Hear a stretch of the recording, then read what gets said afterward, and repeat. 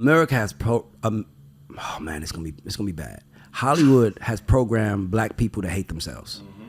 Hollywood did that. That's why when we saw black men in the movies in the 80s, they was criminals. 90s, they was gang members. Like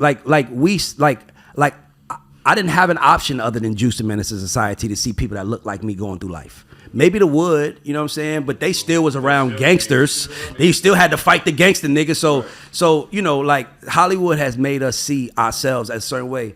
And to me, Ryan Coogler. From the heart of Africa to the annals of history, Golden Legacy unveils the story of Mansa Musa, the richest king the world has ever seen.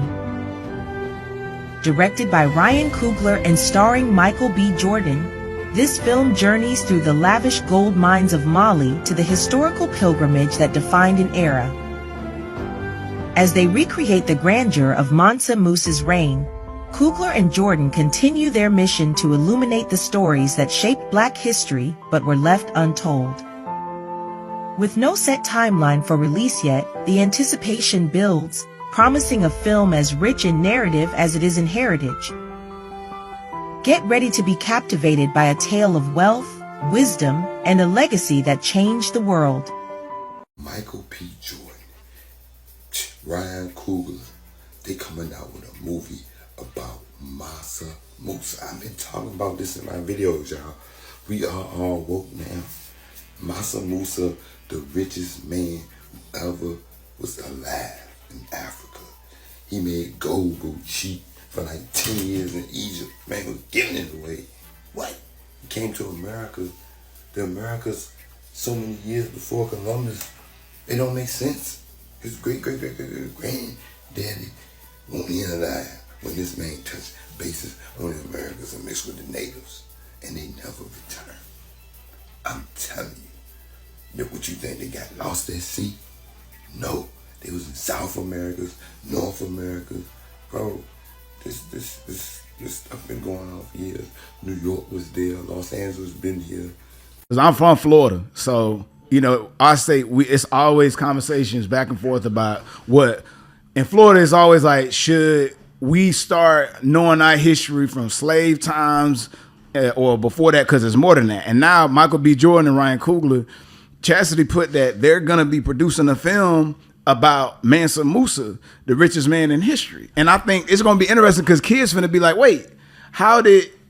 so he a black man that had the bag? I thought we were slaves. You know what I'm saying? I love to get your perspective on that. And how would you, if you could make the decision and say, hey, teach them from Mansa Musa or teach them from slavery? How would you direct? Well, I've been saying America has oh man, it's gonna be bad. Hollywood has programmed black people to hate themselves. Hollywood did that. That's why when we saw black men in the movies in the 80s, they was criminals. 90s, they was gang members. Like I didn't have an option other than Juice and Menace to Society to see people that look like me going through life. Maybe the Wood, you know what I'm saying? But they still was around gangsters. They still had to fight the gangster niggas. So you know, like Hollywood has made us see ourselves a certain way. And to me, Ryan Coogler is actually pushing back against it. They're playing their game. We gotta protect them at all costs. Like literally, I don't think people understand how powerful Sinners was. Sinners is about white people trying to take black people's magic and convincing them that you could be like me, live forever, be like us. And we're like, I don't want to be like you, nigga. I don't want no goddamn vampire. I don't want to do all that. That's all Sinners was about.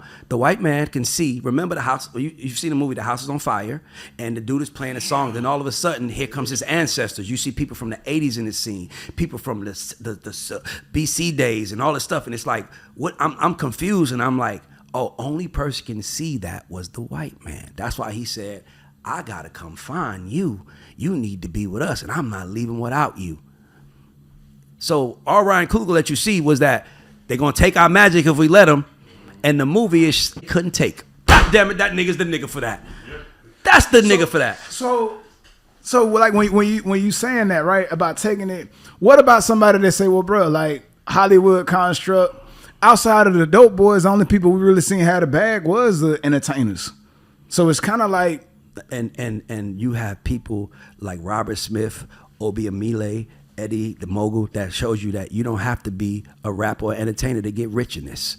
And that's why what I'm doing is so important. Because if I saw me when I was younger, I would have wanted to be like a me.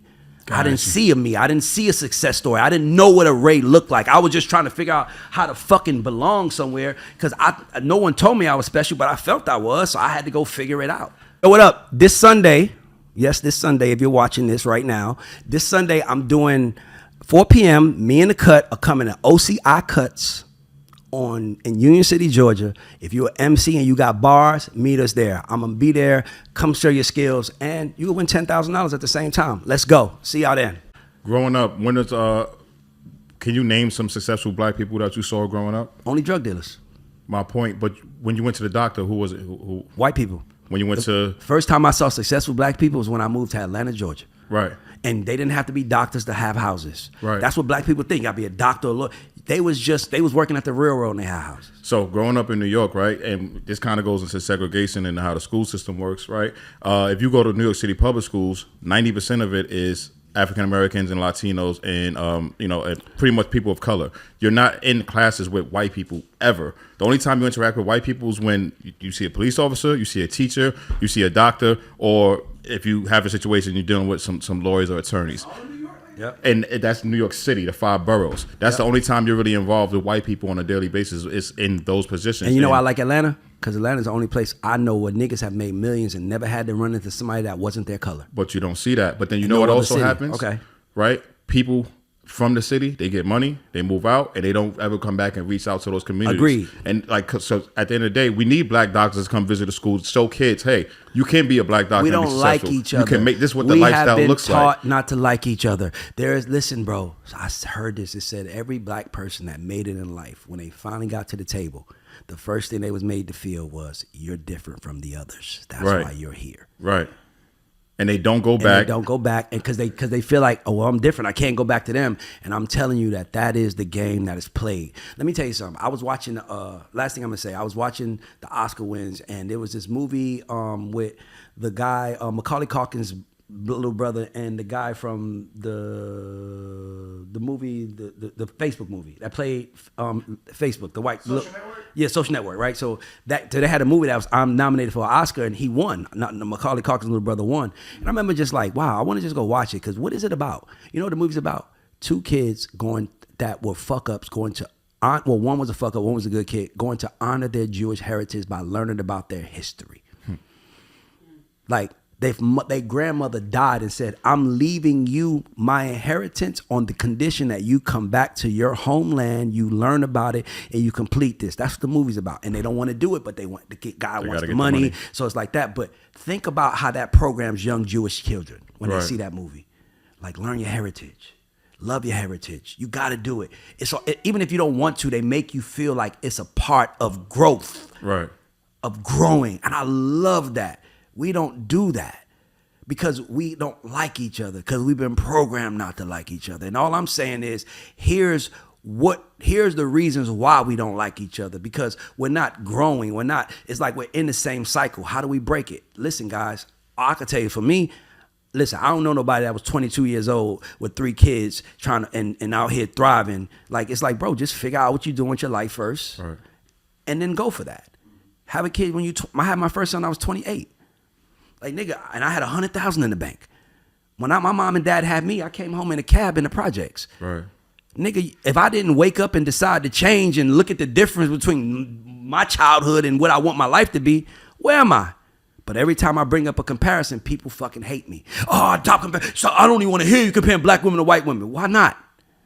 Why the fuck not? If white men are doing things that black men should do to implement to make them better, fucking tell me. Right. Let me know. I want to know. Give me that download. I don't care. I don't look at it like, don't tell me they're better than me, because I'm not emotionally attached to anything besides what I want my life to be, not what I thought life was supposed to be. And that's why we so fucked up. So when I'm talking about like, yo, let's wake up, we gotta stop having kids, here's what white people do. If you are worried about 16 and pregnant, you are never gonna grow, because instead of you growing, you're defending. You didn't even hear my lesson. Yep. See what I'm saying? So for me, like, it's a lot to it, and we're gonna get into it, but like, I just hate that we don't welcome things unless it's delivered to us the way we feel like it should. It's like, sometimes when you poor, you can't afford how the news are coming. Right. You poor, nigga. You know, you poor, you worry about how the teacher talking to you. We poor people, we worry about the teacher. It's great line. What's my movie? Lean on Me. When Joe Clark is in there like, y'all on welfare, and he was like, how you gonna talk to these people about welfare? Cause I'm gonna show them. I'm gonna break the cycle. And he fucking did it. But he had to shake it up. You're gonna piss some people off. You're gonna say, Obi, stop fucking wearing them dirty clothes. Obi might not like that, but when he wears clean clothes, he's gonna get a different response, and Obi goes different places. Right. You might not like that I told you your clothes is dirty, but nigga, now your clothes is clean. Right. And now you can do something with it, and now your life's different.